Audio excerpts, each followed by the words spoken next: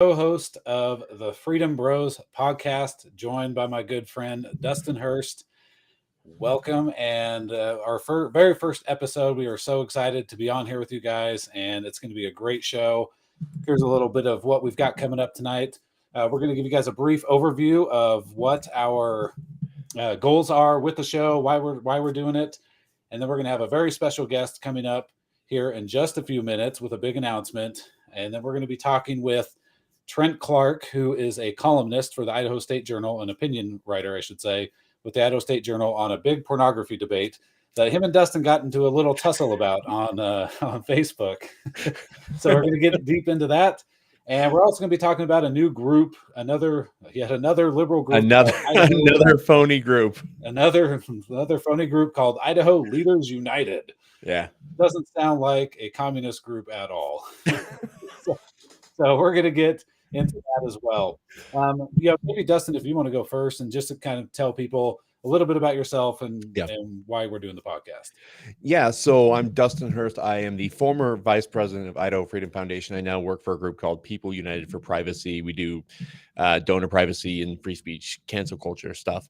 I have been doing Idaho politics for more than a decade. I started with Idaho Freedom Foundation. I went to another group, did national reporting on a U.S. Senate race and some other stuff, came back to IFF and decided to engage in the fight.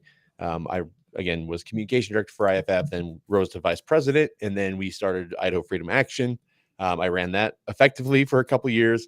Then we started Idaho Freedom PAC, and we kicked butt. Sorry, we talked about this. We kicked butt last election cycle. And my goal with this show is simply to, I think that there's a gap. I think there's a gap between what voters know and what they want to know. And I want to close that gap because I think a lot of establishment Republicans and a lot of politicians and a lot of really bad actors in the political space take advantage of voters who don't have the time or the knowledge to really get in the weeds of policy and politics. And I think that you and I have the experience and the depth and the knowledge to boil stuff down and to make it easy for people to understand so they don't get hoodwinked by people like, Brian Holmes or Debbie Critchfield or somebody like that. Awesome. And you're the dumbbells part of the logo, right? Yeah, everybody hates our logo, by the way, and that's okay because it's not meant to be that great, right? It's just for fun. But yeah, the logo was built because obviously we're patriotic. I care about freedom a lot. You do too. And then Greg is the gun guy. He's been the president of the Idaho Second Amendment Alliance and just kicked butt forever. And I hit the weight room way too much. So that was the thinking there. Yeah, absolutely. Yeah, gotta beef up for the football games. So for those that don't know me, my name is Greg Pruett. I am the president of the Idaho Second Amendment Alliance. This podcast, by the way, completely separate from anything that I do there. But yeah, it's been 10 years, over 10 years now doing that. And in addition to that, just heavily involved in Idaho politics outside of just the gun issue. Idaho's great on guns. We always have work to do.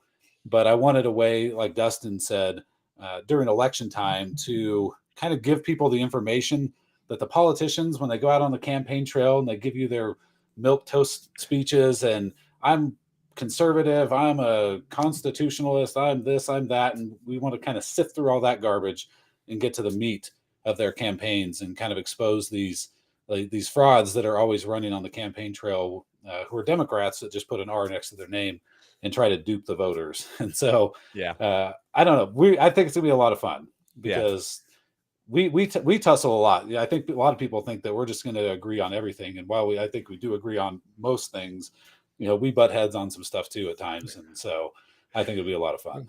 A few things. Yeah. And I noticed that you, by the way, I got to say this. I noticed that you gave the legal disclaimer that this isn't the product of the ISAA. I have to do the same thing.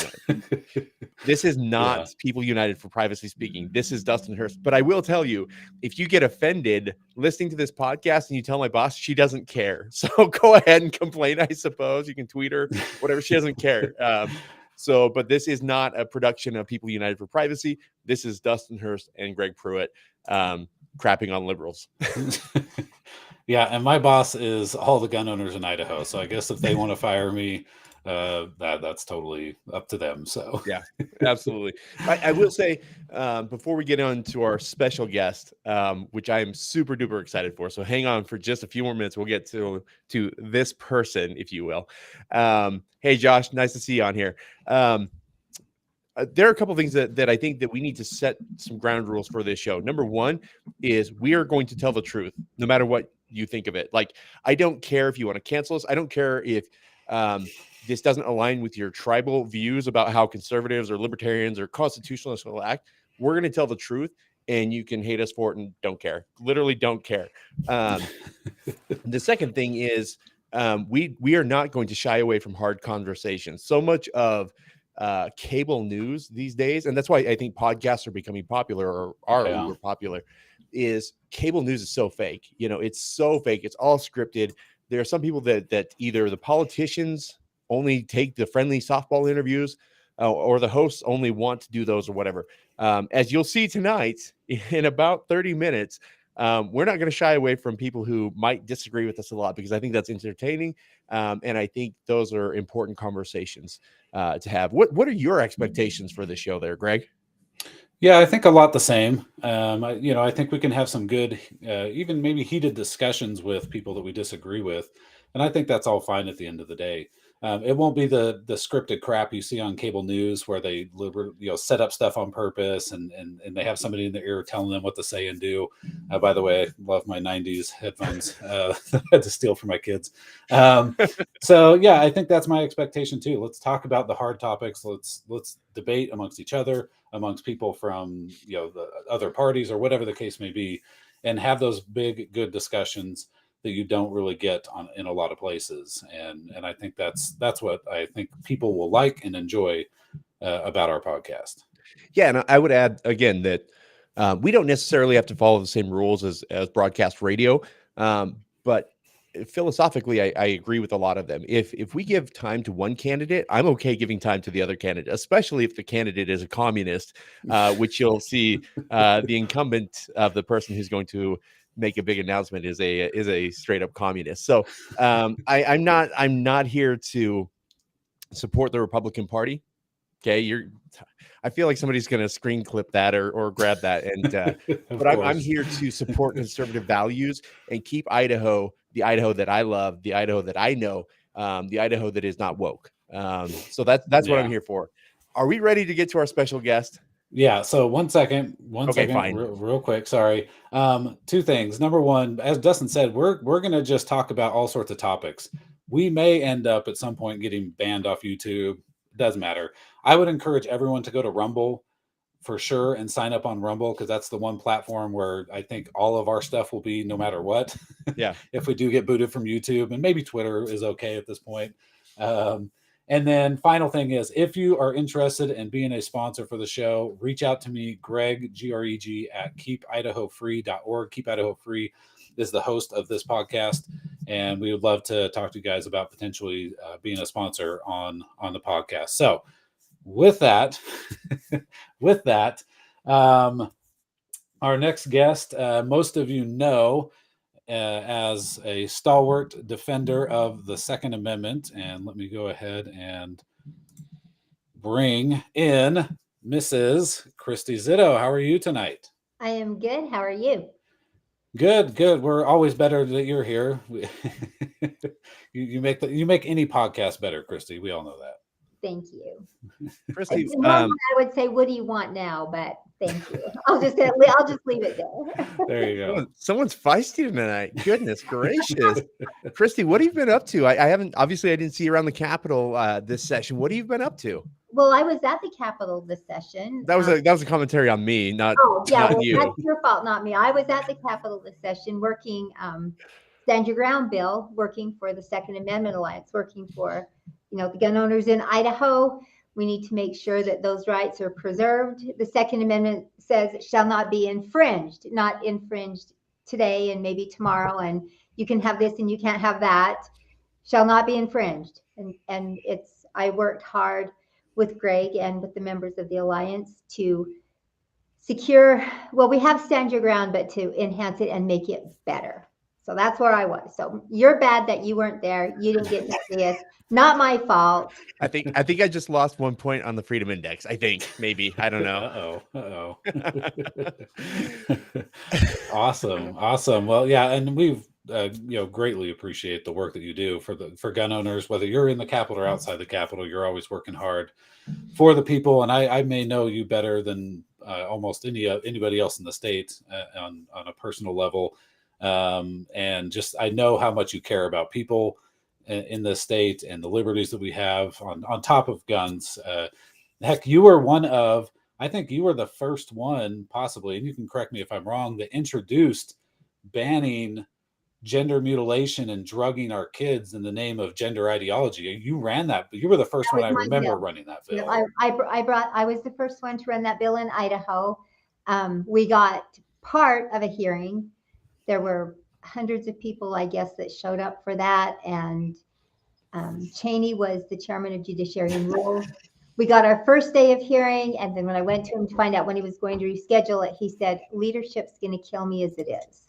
So it's dead.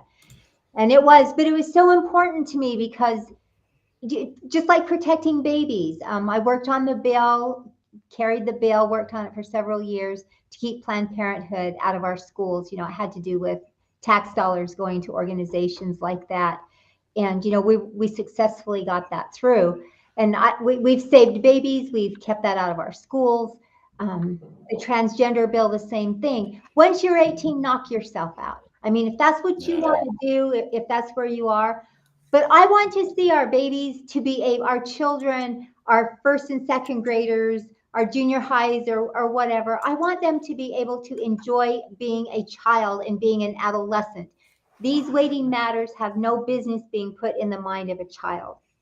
And these therapies and these surgeries, they are life altering.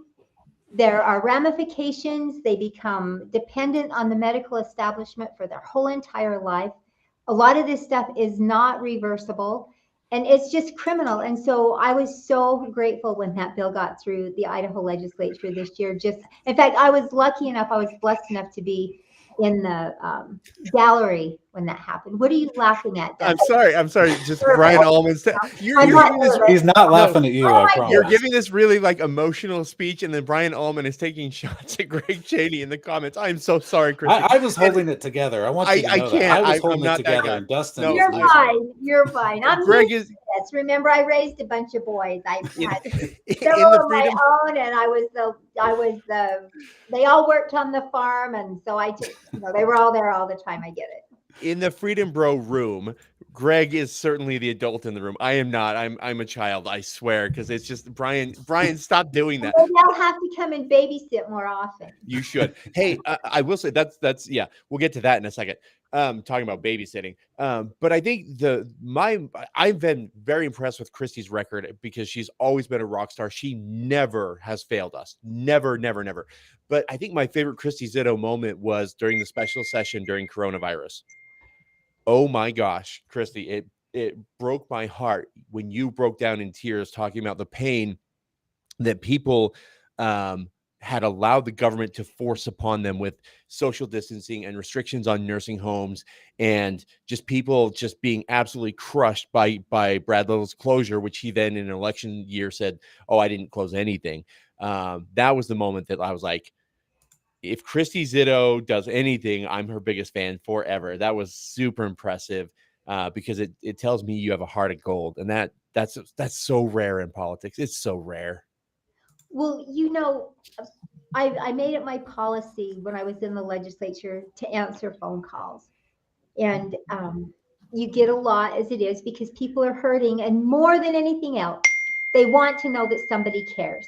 I mean, when somebody forwards an email to me where their senator or representative said, well, I'm the representative, I know best, you just leave it to me and let me take care of it. That to me is such a disservice. That is a horrible thing. So I would take phone calls and I would hear the stories of these people, Dustin, and what they were going through during the pandemic.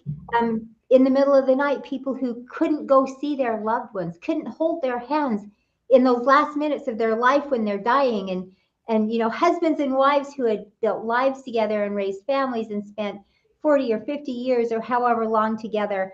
And in those final moments, they couldn't hold the hand of that person that they had committed. I just cried, just so yeah. sad. Don't make me tear up on my Freedom Bros podcast. My first, I'm started to cry.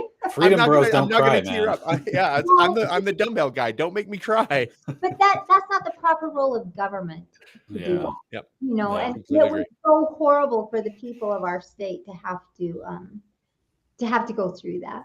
Yeah, we're gonna make this available on, of course, like Greg said, Rumble, YouTube, and we're on Spotify and stuff. When we put together the show notes, I'm gonna go find that video.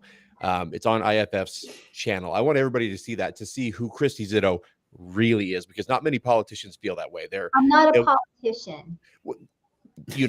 Fine. I'm an elder statesman Okay. now. Thanks, Mom. You're not wrong, but I want people to see who Christy Zito really is. And so if you're listening to this later, go see the show notes, click on that link from the IFF YouTube channel. You bring a box of tissues. It's special. It's a special moment. Yeah, definitely. So before we get into it, you're a big announcement. Welcome everybody that's watching. Kat, I see that you're on. Welcome, John, Brian Allman, with your excellent comments. Ray, so forth. Ray Hubbard down in southeastern Idaho. Yeah, I think Ray. they're still buried under like 40 feet of snow. So it's good to see he's still alive. Right, no kidding. So yeah, welcome to all of you. And if you guys have comments for Christy or for Trent later on, or for Dustin and I, feel free to throw those in the comments. As far as I know, we're getting them, it looks like, from YouTube and Facebook. I don't know if anybody from Twitter is watching, but we are getting the comments. So drop any questions you guys have in the comments, and we'd be happy to answer those. So with that, Mrs. Zito, Mrs. Zito business. Ms. Zito, sorry. I don't know. Nasty. Yeah. But You never told me that before. I know. Yeah. Anyway, all right. You had a big announcement that you wanted to do right here on the Freedom Bros podcast tonight, and what is that big announcement? Well, I'm not even exactly sure how to say it, but I am going to run for Senate for Legislative District 8. I'm going to run for that seat. Why? Okay. Why? You left politics, Christy. You walked away because I think you were tired of it. Why are you coming back? Well, I didn't walk away because I was tired of it. I walked away to do something else. And I felt like my time was up. I had walked away enough from it that I closed my campaign account.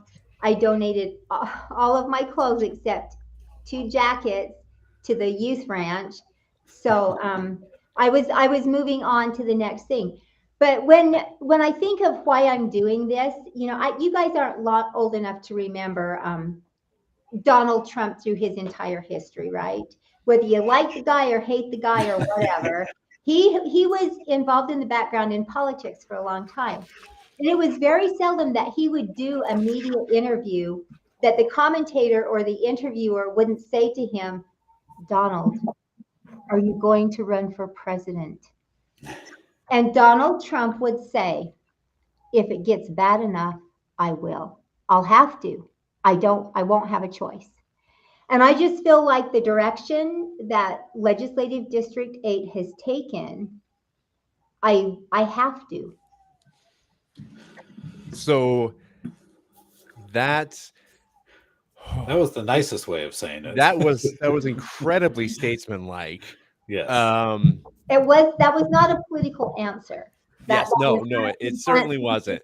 I have 20 chickens. I have a baby chick at home. I've got my dogs. I've got my grandkids and stuff.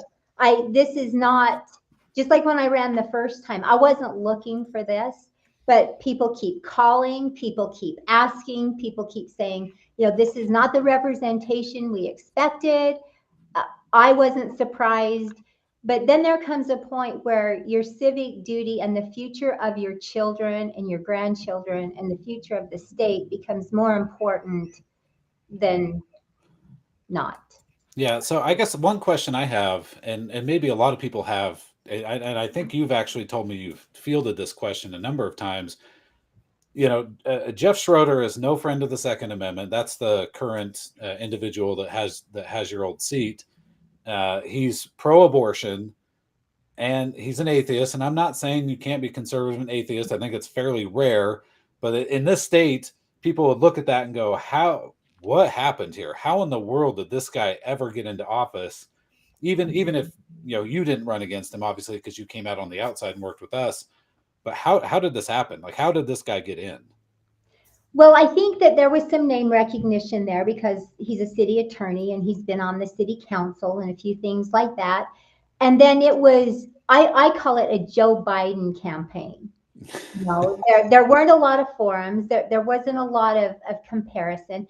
And then again, it was one of those situations where the race was stacked. Were there 4 or 5 people in that race? 4. I think 4. Well, actually, right? for the GOP nomination, I think there were 3 or 4. Well, there was Terry, John, and Jeff. Friedman. Yeah, there was 4. Was there 4? Okay, there were 4. It was not a mandate. This was not a walk away. No, more people voted against Jeff than voted for him. Exactly. It's like Brad Little 2 elections ago. Exactly. That's exactly what it was. So, this wasn't ever all of the people saying, this is what we want. It was just a matter of a few more votes difference. Well, and I'll say, you can't say this. I can. Vote splitters are the worst. And I understand that everybody wants, we're as conservatives, we're individualists. We're the ones who don't want to be told, a top-down approach or whatever. But those who can't take one for the team and run for a different seat or run in a different year or whatever are the worst. They're the reason we couldn't unseat Chuck Winder this year. And the math worked out to get there. And I really hope that people learn their lessons. I hope that you get a one-on-one with Jeff Schroeder because you'll clean his clock. And anybody who comes in between you and that one-on-one isn't helping the conservative cause at all. You can't say that. I can. You're right.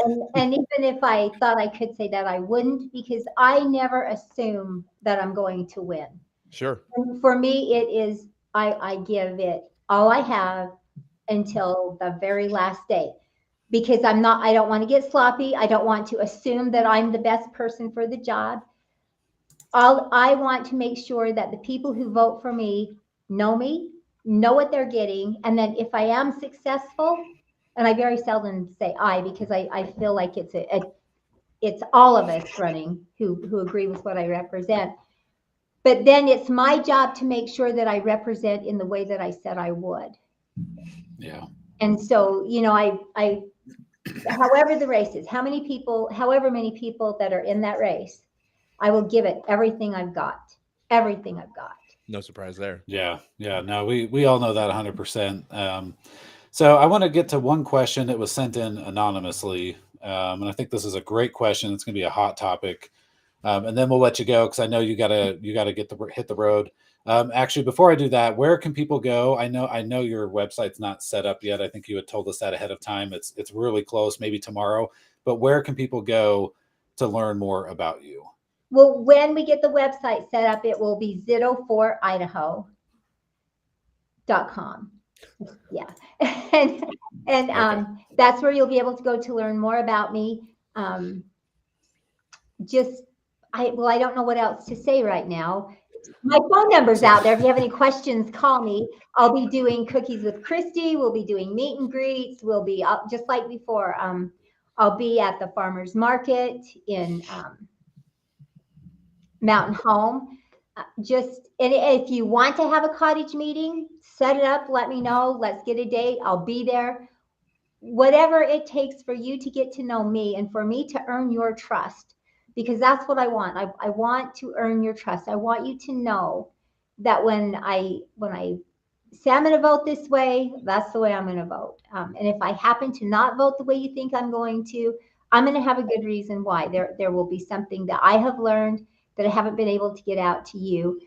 I will be your voice. I want to be that person that when I'm sitting in that seat, you feel comfortable knowing that, well, if you yourself were in that seat, you would be doing the same thing that I'm doing. I will be your voice. I will be your conservative voice in the Idaho legislature. Okay, perfect. Perfect. I like it. Great answer. Okay, so the question that we got is, and Dustin and I, we probably won't talk about this topic because I think we're going to do this on a podcast here very shortly. They said, where does she stand on the initiative being proposed about jungle ranked choice primary in general? And that's the new ballot initiative that's being proposed that would open up Idaho's primary and essentially change it to a ranked choice voting system. They want to know where you stand on okay, first of all, the primary election in the state of Idaho belongs to a private organization, the Republican Party. Now, the legislature of the state of Idaho, contrary to what Secretary of States and a governor might say, is supposed to be ran by the legislature. The laws are supposed to be made. But in Idaho, the primary still belongs to the party. And when those laws that were passed this last year were done, the Republican Party was not consulted with because there's a faction in the state of Idaho that are doing everything they can to make the current IDGOP chairman look bad. Okay, so anything that's done with the presidential primary at this point should be in coordination with the Idaho Republican Party, and I'm not sure what role the National Party plays in that. As far as ranked choice voting, we have in our Constitution now, because everybody pushed the one man, one vote issue, 35 legislative districts. When the state was created, we had a senator in every county, and then we have legislative districts for our representative modeled after our congressional level seats, which makes sense. But because they use the one man, one vote thing to make it so that we don't have a senator in every county and then legislative districts set up that might look different than that, we now will have a concentration of power in the Treasure Valley, Magic Valley corridor, because the greater those population areas go, and you can see that in a district like mine. I have one of the biggest districts in the state again, because it takes that many more people to make up a legislative district. So ranked choice voting goes completely against the one man, one vote issue. It's wrong. I mean, it just can't happen, or it shouldn't happen. So I'm not in favor of it at all. It's a private organization. Okay. Leave the Republican Party, let them do their work. Okay. Yeah. I think we're all in agreement there. It's a terrible idea. So it but just like I doesn't said, work because it gives a person who comes in third in a race, it in theory could put them at the top of the next. Yeah. Okay. Well, perfect. Dustin, you got anything else before we let Christy go? No, I just I look forward to this race between you and Schroeder and anybody else who jumps in the race. But I would tell you, I hope it's one-on-one, because the contrast couldn't be more different. As good as you are, his record is just as bad, equally bad. It's terrible. And for the record, well, we'll talk about this later, but I would love to see Jeff, by the way, come on the show and defend that awful record. That invitation is out there. You can come. And if you want to talk to him on do a debate here, that'd be great. But Christy, you are a rock star. Thank you for everything you've done. Absolutely. I'm one of your biggest fans. Good luck. Well, thank you. I really appreciate it. And, this has not been an easy decision. It never is for me. I don't want to let anybody down, but thank you so much for having me on. And just if I can come on again, or if you want me to come on again or whatever, just let me know. I'm sure that'll happen. Thank you so much for all that you do. Thank you. God bless. Good night, Thanks, everybody. Christy. All right. Yep. Drive safe. All right. That was Christy Zito. She is the political director for the Idaho Second Amendment. It's currently with a big announcement that she is going to run for District 8 State Senate against Communist Jeff Schroeder. And like you said, the contrast could seriously, I think Brian had posted that Schroeder's freedom index was 40.7 and hers when she left was 91.3. I mean, just polar opposites. And he's a tax increaser. I mean, I didn't think that he was going to have a shot, quite frankly, last time, because I thought that district was a lock. So I was like, I'm not going to worry about that. But that's not going to happen this time around. And if you look at his record, he served on the Mountain Home City Council. He still might, I don't know. But I'm sure, 100% sure that there are lots of property tax increases in there. And you best believe that voters around there are going to hear about it. Absolutely going to hear about it. So that's huge. Yeah. I am so excited. And if you know the history of what's going on in the Senate, the last cycle, this cycle, it's entirely possible with her addition, if she wins, and the conservative faction, maintains what it has, it's entirely possible that the Senate looks dramatically different in 2025. Yeah, definitely. Okay. All right. So with that, we're going to move on and talk about a recent op-ed that was written by Trent Clark. I'm going to show there it is right there. So this is the opinion piece called Porn Hypocrisy. And Trent told us that he writes for the Idaho State Journal, I think on a weekly basis. And him and Dustin were kind of tussling back and forth on Facebook. So I may have to be the debate moderator here. I'm really a nice person. So let me bring on Mr. Clark here. There we go. Hey, Trent, how are you? Can you hear me? Okay. We can. Yes, you're good to go. Hey, Trent, how you doing? Awesome. I'm doing well. I've actually tussled with Dustin, for 3-4 years now. I mean, I'm still alive, right. So I'm okay with it. Yeah, we're good. So Trent, I want you to explain your column and your point in your words, because obviously you wrote it, you thought it, you dreamed it up. I just hated on it. I want to hear how you explain it so that our audience gets the picture of what you meant, what you said, what you were thinking when you wrote it. So what I was thinking is that when we talk about pornography, there really are two different things that we should talk about. And one is just the very occurrence of something that's objectionable. I raised 3 girls. I'm very protective of my young girls. There's stuff out there that I just wouldn't want them seeing when they're 4, 5, 6 years old, maybe 9, 10, 11 years old. I mean, there's content that I want to have a good discussion with my kids first before they see these images. And therefore I completely understand the reason to not have porn in a library. But there's a growing huge problem that's not the random seeing of a pornographic image.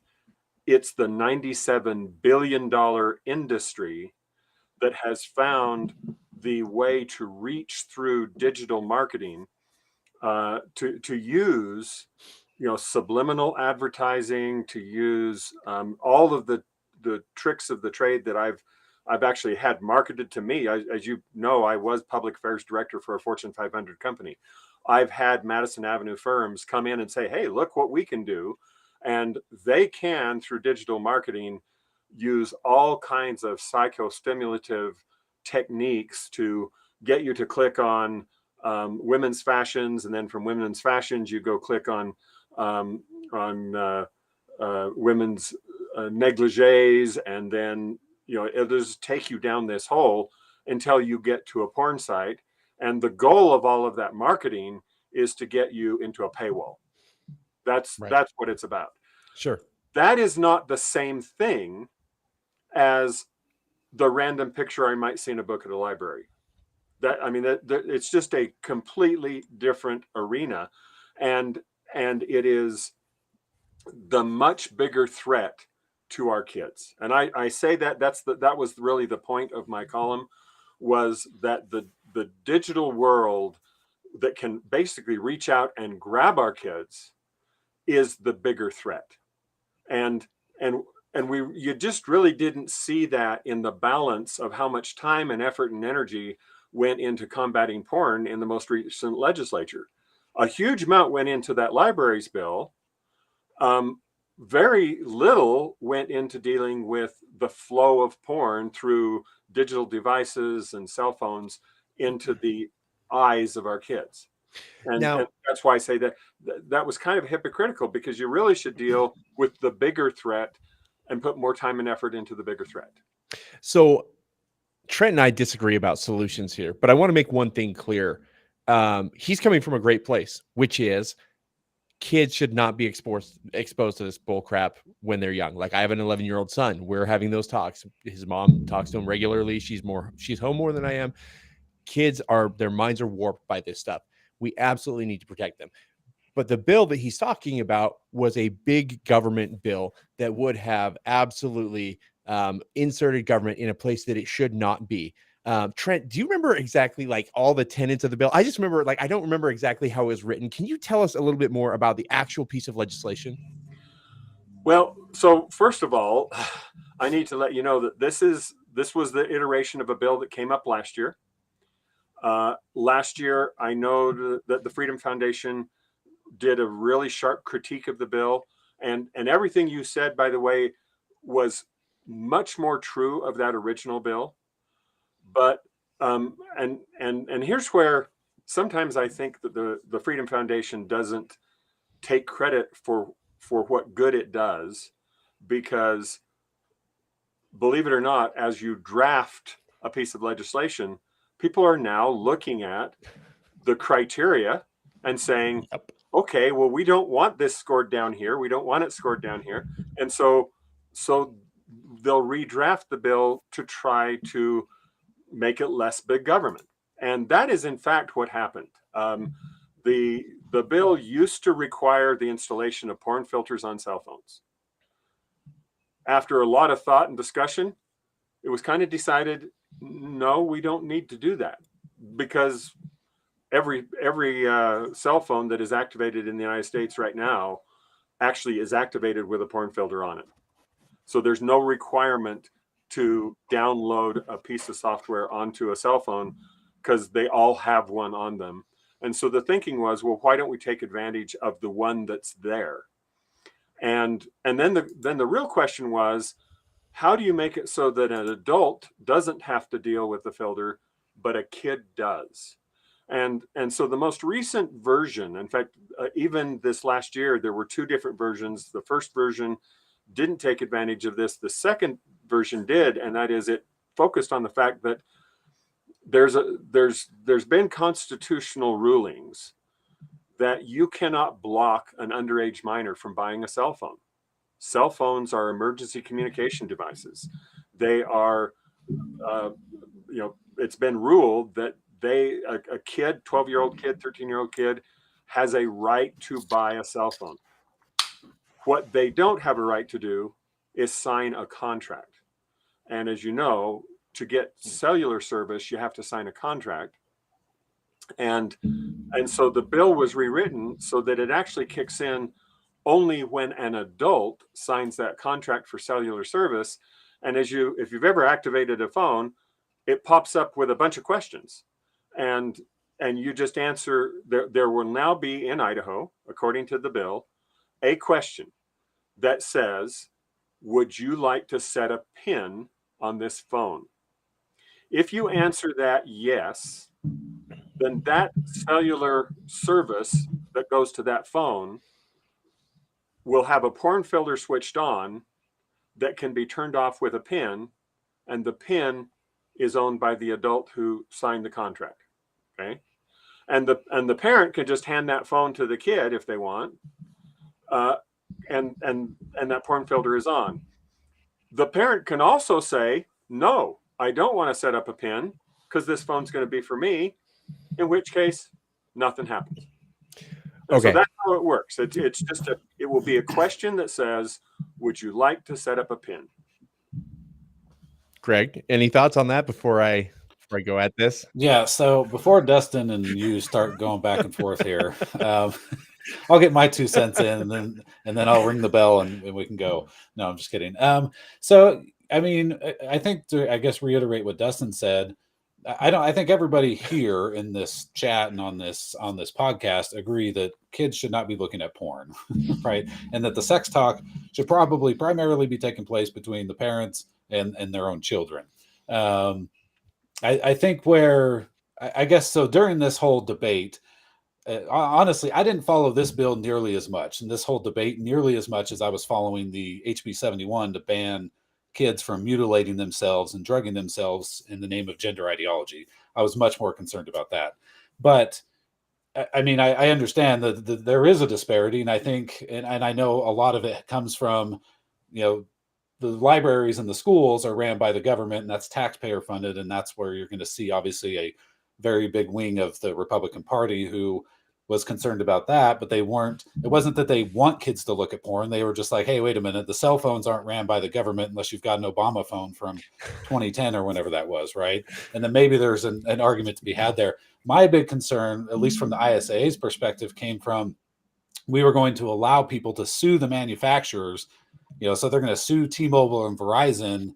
And I'm like, well, we're kind of setting up this basis for, well, why don't we sue the gun manufacturers, which has turned into a really big problem in a lot of states where they're suing the gun manufacturers where a mass shooting has taken place. And so that was one of my primary concerns with that. But my other one was we're barking up the wrong tree here. Like, my kid is 15 years old. He doesn't have a smartphone. He has a Gab phone. A Gab phone is $25.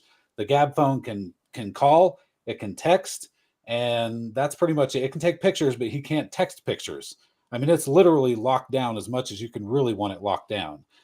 To me, we've got to get back to God, and we've got to get back to good parenting. And there's so many things out there that the parents should be doing without needing the government's involvement. But my big primary concern during the session with this particular debate was not letting this idea of it's okay to sue the manufacturers of products who aren't, I mean, Verizon's not out producing porn as far as I know.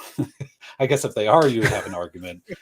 So that's my 2 cents on this whole debate. But my big one was the HB 71 session. And by the way, on HB 71, I actually didn't get involved in that piece of legislation. I did check out the section dealing with Klinefelter syndrome, and actually found it was very well written. Representative Skog did a great job on that portion of the bill. It was represented out on Facebook that somehow I was lobbying against that bill. And I wasn't. Like I said, the only section that I really studied, I liked. So I had no problem with that bill. Dustin and I will talk about this, but I do disagree with your characterization. House Bill 314, which was the so-called libraries bill, I just checked it.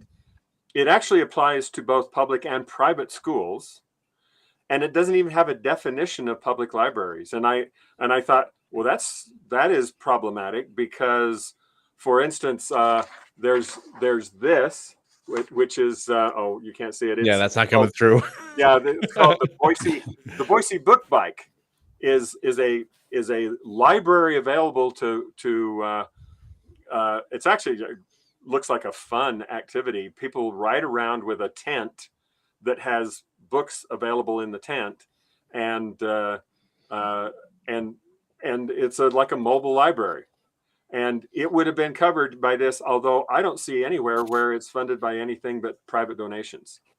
So neither the schools are limited to public schools, nor the libraries are limited to government-funded libraries in that bill. So I'm just letting factually, 314 covered institutions that receive no government funds.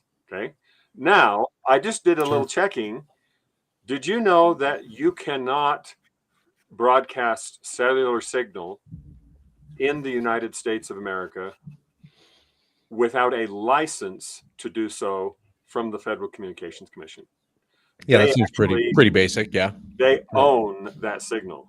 Yeah, and especially given and so, Greg, a lot of your concerns would have applied to the first version of Senator Cook's bill this year, but not to the second version, because among other things, the private right of action that would allow you to sue Verizon, that was removed.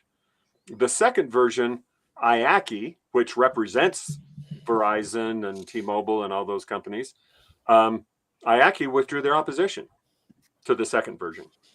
So the manufacturers of the phones were not on record opposing it.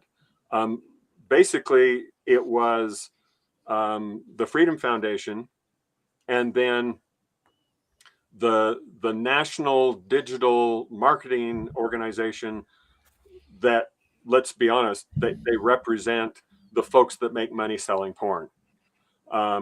So that's who was left opposing the bill.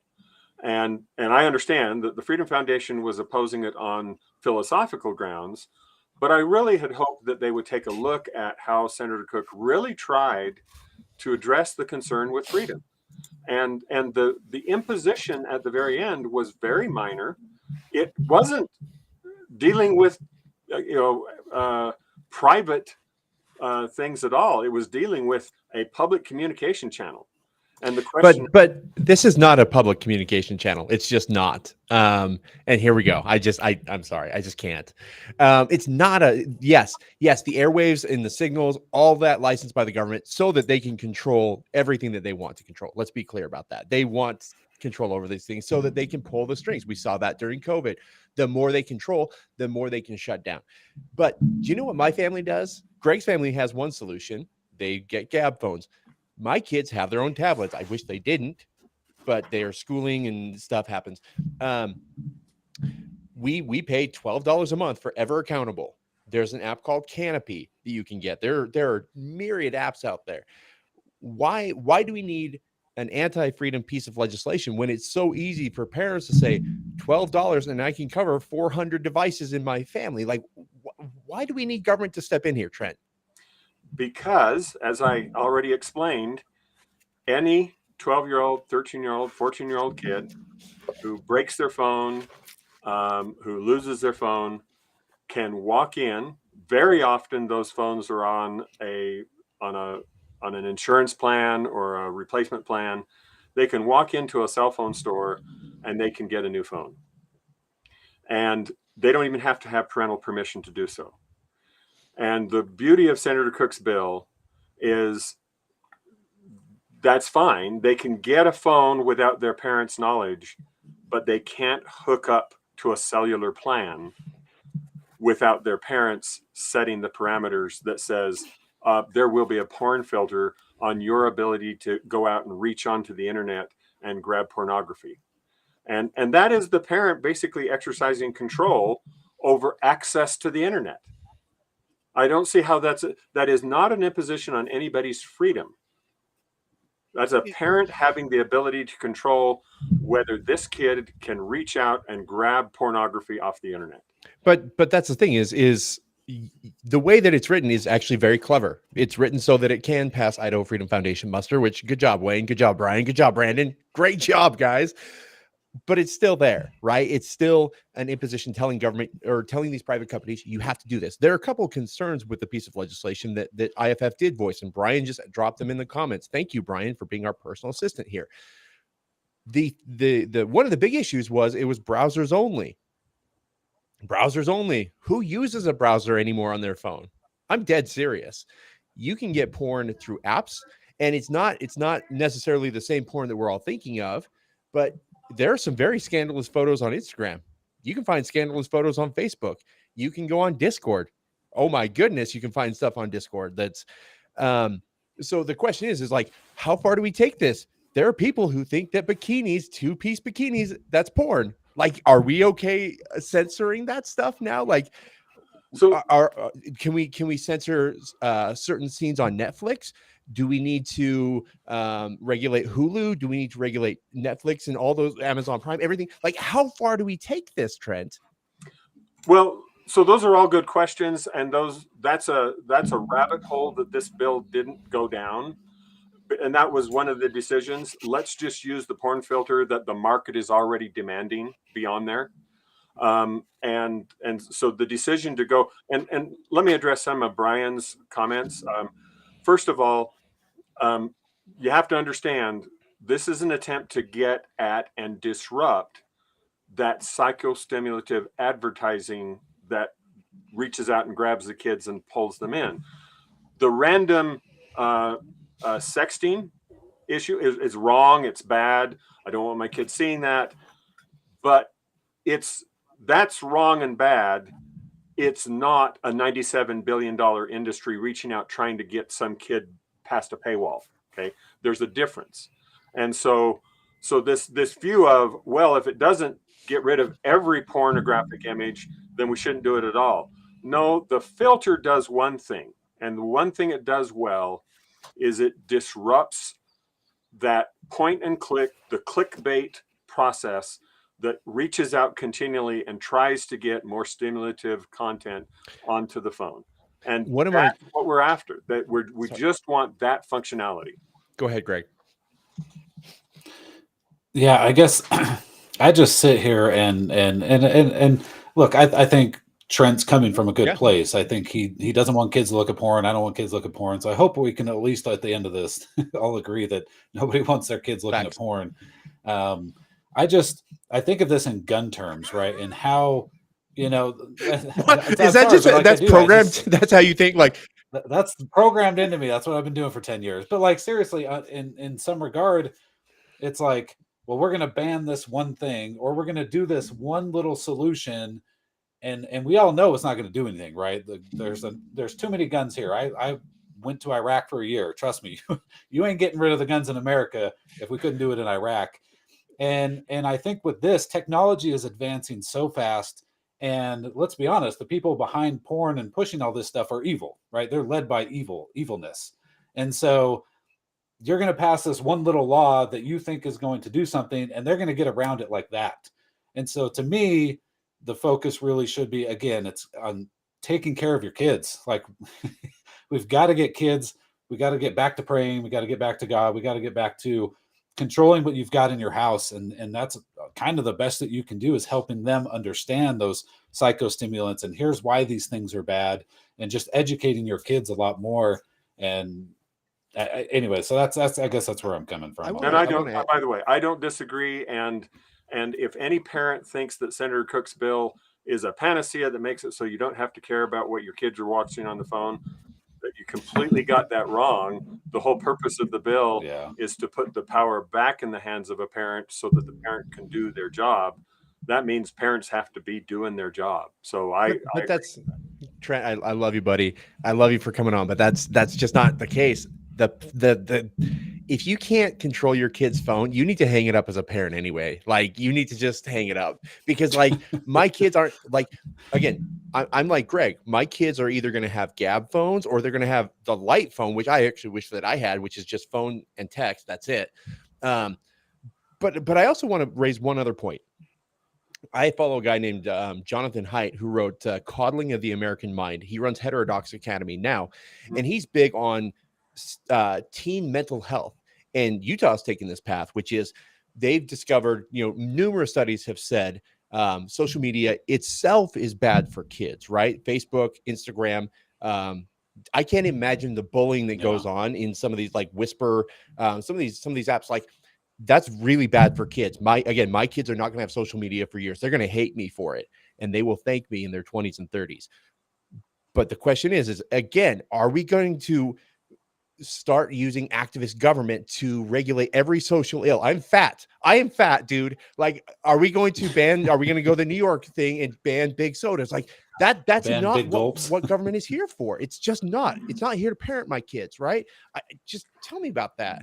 No, I actually think you raised a really good point. I had a discussion with Wayne, by the way, on this very issue, and he raised on-screen time as if you're worried about porn and you're worried about the psychostimulative effect of the porn advertisers, why are not you worried about all the other psychostimulative effects of everybody else trying to advertise on cell phones? And the fact that, understand there are industries that make money on clicks. They're trying to get your kids to click more and more and more, spending more and more on screen time. Here's the beauty of it. Do you know what more and more is now being offered every single time you sign up for a cellular plan, in almost exactly the way that Senator Cook's bill would have the PIN option offered? I have no idea. On-screen time controls.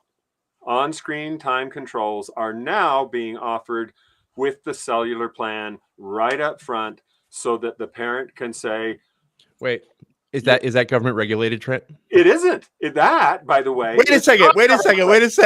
Hang on for a second. So they're doing something that's good without the government intervening at all in any way, shape, or form. That is right. And now, do you want me to tell you the little secret? as to why they don't do that with porn? Because as an industry, it's money. They're almost already down the rabbit hole where the cigarette manufacturers were, and they can't come out and admit that they've been doing damage.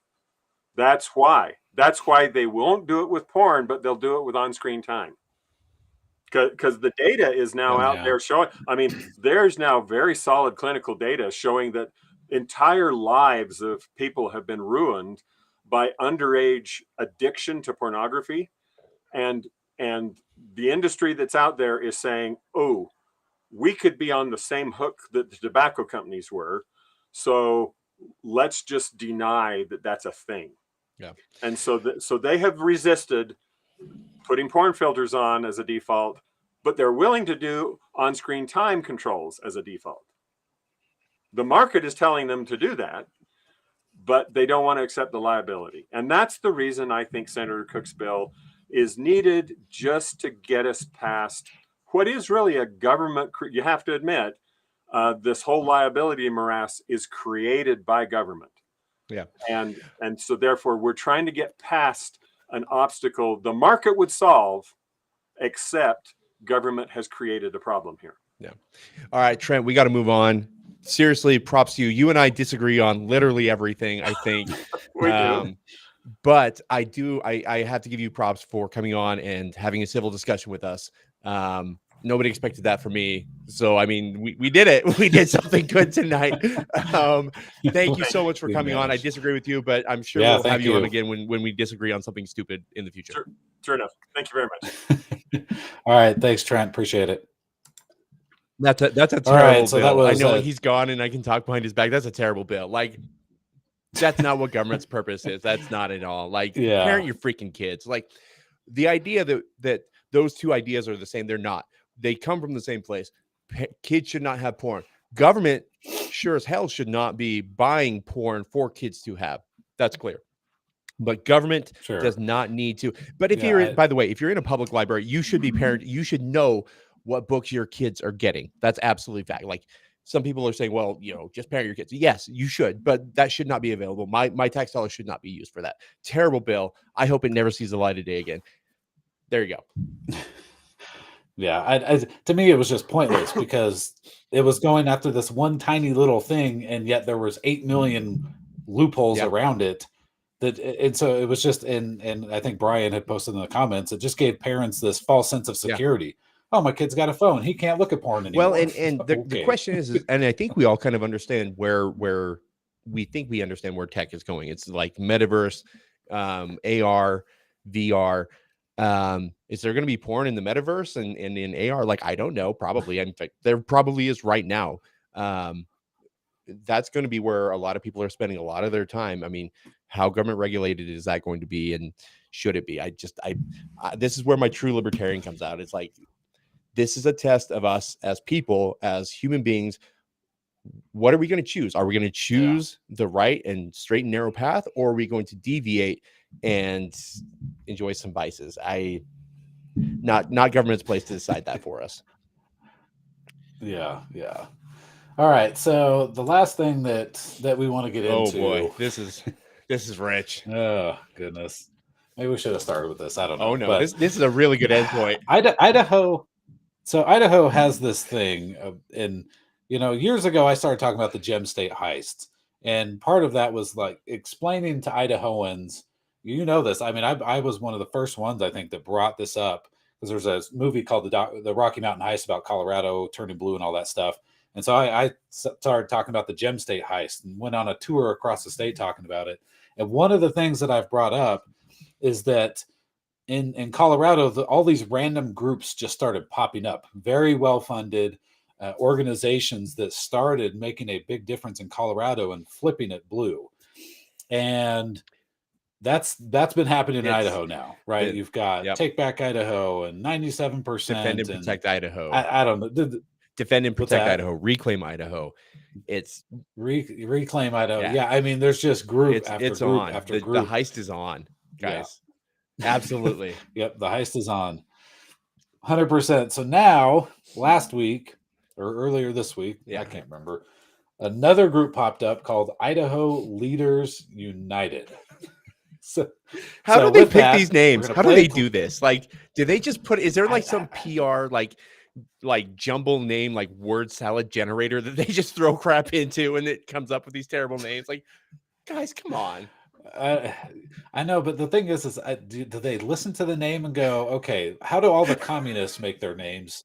And then they literally pick this, and I'm like, oh boy, oh yeah. So whoever Tunnel Lord is, I can't remember, brought up the 97% as well. I mean, just group after group after group, and they're all the same. They're all the same. So I'm going to play a small clip from their ad that they released here. We've been here before.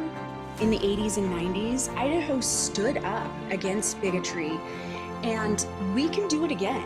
We have the power to stand up and to rise up as a community against the denigrating language, against all the negativity that is not Idaho, is not the Idaho I know. I'm a lifelong Idaho Republican. I signed on to Idaho Leaders United because I think our best years are ahead of us. It's going to take courage to stand up and fight for the Idaho that I love. As a mom and as a veteran, this is my job to stand up and fight for the Idaho that I think we all deserve. We don't have to agree on everything, but we can still take care of one another. Together, we will build a peaceful, just, and thriving state of Idaho, securing her future and legacy for generations to come. Wow. Man, that's bad. Oh, that is gosh. terrible. It's Okay, so Greg, do you mind if terrible. I take this for just 1 second? Okay, Yeah, go so ahead. before Greg gives the thoughtful, like really dismantling of that garbage, I spent time after work today and I looked at the 4 people that they put in that video, right? They're not just random Idahoans. You know that they're not, right? They're well connected, they're rhinos and leftist types, and it's fairly obvious that they are. But I want to go through them very quickly. Doug Gross from Wilder. He's the Idaho that I love guy, right? He donated to Patty Ann Lodge, to Scott Syme, to Brad Little, and Scott Bedke, right? He is a left of center Republican. That's all that he is. Bill Shaver, obviously he's a veteran. Thank you for your service. But a lot of crap you've been doing after that, not great. He formed a PR firm a couple years ago that received $24,000 from Lori Likely's campaign in the last cycle. Not exactly some rando who just loves Idaho and is worried about extremism, right? The Bolano lady, the St. Alphonsus lady, not a huge donation, but she donated $400 to communist Lauren McLean in Boise. Now, again, not a ton of money, but like, I don't give money to communists. You shouldn't either. And she also gave thousands of dollars, of course, to the Idaho Hospital Association, which always endorses either the leftist Republicans or the hard left Democrats, always, without fail. They've never endorsed a conservative, ever. And then Sarah Young, she's the least connected, but she came out against Janice McGeehan's election or campaign a couple of years, or last year, I guess it was. And she was with this phony group, Defend and Protect Idaho, that Gary Rainey was also with. And of course, we know anything that Tommy Ahlquist touches is bad. It's just bad. He needs to stay designing very bland buildings in the Treasure Valley and just stay out of politics because he's not good at it. You wasted $4 million and lost. Your days are over, buddy. Knock it off. So there you go. That's who's involved in this. Oh gosh. So first, I have to talk about the whole veteran thing. That drives me crazy because I'm a veteran. But I'm not a communist, and there's plenty of veterans who are communists. So, and I'm not saying she is. I'm just saying, like, that's what they were trying to go for in the ad. Is like, I'm a veteran. Okay, Great. so was John McCain, which I don't understand. No. So is freaking what's his name? That's a Navy SEAL. Red Flag Dan Crenshaw. Yeah. Like, he's a veteran and a Navy SEAL. He's just a terrible politician. Now a lot of veterans are drag queens or something. Maybe I saw something about that. Oh my gosh. I won't go there tonight. No, I just anyway. Sorry. Yeah, anyway, that image. My wife was just talking about that tonight, and I just, oh my gosh. Anyway, but here's the thing I think that drives me crazy about Brian Holmes and Morgan Romero from KTVB, Take Back Idaho, the 97%, all these people. They're like, we're here to fight extremism. Oh, interesting. So what about that Lisa Sanchez and all of her racist remarks? What about Antifa or anybody on the left that does extremism, so to speak? They never talk about it. They never come out and attack those people. I would have more respect for them. I would disagree with them wholeheartedly, but I would have a lot more respect if they either A, called out both sides, or B, just said, we're here to fight right-wing extremism. Well, just say it. Don't, but they try to pretend that they're in the middle. They try to pretend that they're there just to we're here to lead Idaho into the future. We're united. And oh my gosh. Well, it's interesting. There was I think Brian raised this point in a private chat, and I hope he's okay with me sharing it. But it's interesting that this leftist group, and it is leftist. Let's be clear about that. That this is not conservative in any way, shape, or form. But this leftist group comes out and puts out a press release and a terrible video, and it's gobbled up by the entire press corps. It's blared out like tons of free media, tons everywhere. Idaho Statesman, everything, front page, everything. You form a conservative group like that? Nothing. There was a Kevin Richard last year. What was it? Reclaim Idaho did a just like an online petition, not one of the initiatives, but like an online petition against a piece of legislation. And Idaho Ed News and Kevin Richard picked it up and they wrote about it. And they're like, here's a link to the petition if you want to take a look at it. That's not what they were actually doing. It was, hey, leftist readers that we have, because we're a leftist org, go sign this petition against the legislation, right? A couple weeks later, IFA, Idaho Freedom Action, my former employer, put out a petition for some piece of education-related legislation that was really important. Sent it to Kevin specifically, and I said, hey, buddy, can you write a story about this? Nothing. It's all a game to keep power, and so we're aware. It's a game to keep power for the center, the centrists, and the leftist Republican. That's all this is. And if we keep doing that, like you have pointed out on Keep Idaho Free with your Gem State High series, which was fantastic, by the way, we are going to become the next Colorado. That it's inevitable unless people like you and me and the people in our comments section don't stand up. Like if we don't, it's game over. Yeah, you really, in talking to, and we can get more into that, maybe in another podcast, but if you talk to the people who have come from the West Coast or Colorado and these states that have fallen to the left, they'll all tell you they didn't see it coming, they didn't think it could happen, and it's just a pure apathy. And so that's what groups like the IFF and Keep Idaho Free and your new organization, they have to keep a very close eye on this stuff. And these groups are going to come and go, as they always do, as they get exposed for who they really are. They can put the lipstick on the pig all they want. We can see right through it. We've got to keep an eye on the stuff. We've got to expose what's really happening. And it's just the hypocrisy. Like you said, Brian Holmes and them, are they going to do some big series like they did on the IFF on Reclaim Idaho, other than a puff piece? No, they're not. Or Take Back Idaho or any of these other organizations? Absolutely not. They're all mobilized against people who are real constitutionalists in this state, and anybody to the right of Mitt Romney is a freaking KKK right-wing extremist, right? Yeah. So no, I think we need to look at what they say extremism is. I want to be clear. There is some extremists. There are some tactics that are not okay in normal political discourse. And some of my tribe are going to disagree with me. And as I said earlier with my disclaimer, I don't care. But the Pizzagate thing that went on at the GOP convention last year was not okay in my mind. I don't like using homeless people who are needy. And yeah, they got free pizza. Cool. But it wasn't appropriate. It just was not. But that's not what they're talking about. What they're talking about is Ammon Bundy, which I disagree with some of his tactics, by the way. But I don't know that they're going to stop there. And I don't think that you think they will either. I think they're talking about anybody that is conservative, that stands for issues, that says no, that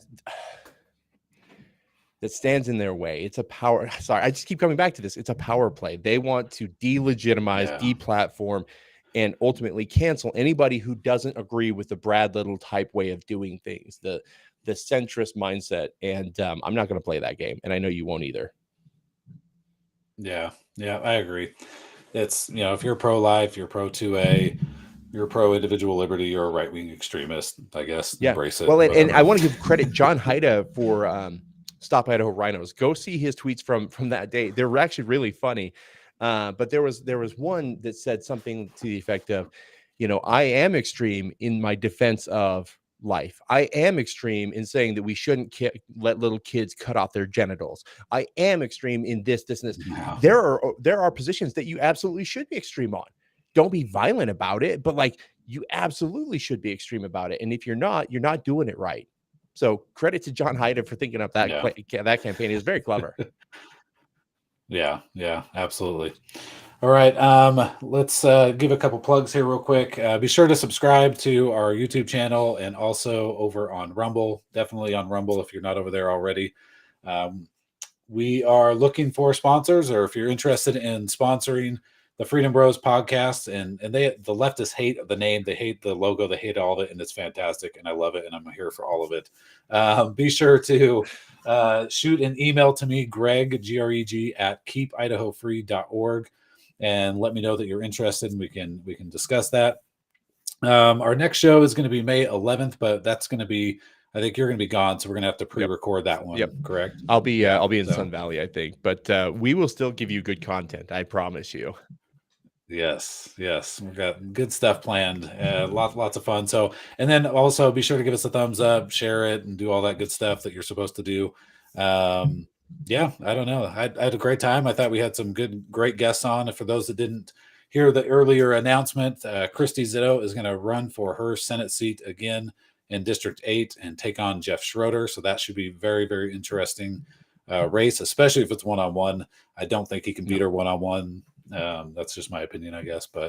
And then thanks again to Trent Clark for coming on into the Lion's Den. And it wasn't as fiery as I thought. Maybe I needed to have more Monster and Rockstar or Red Bull or whatever, but next time.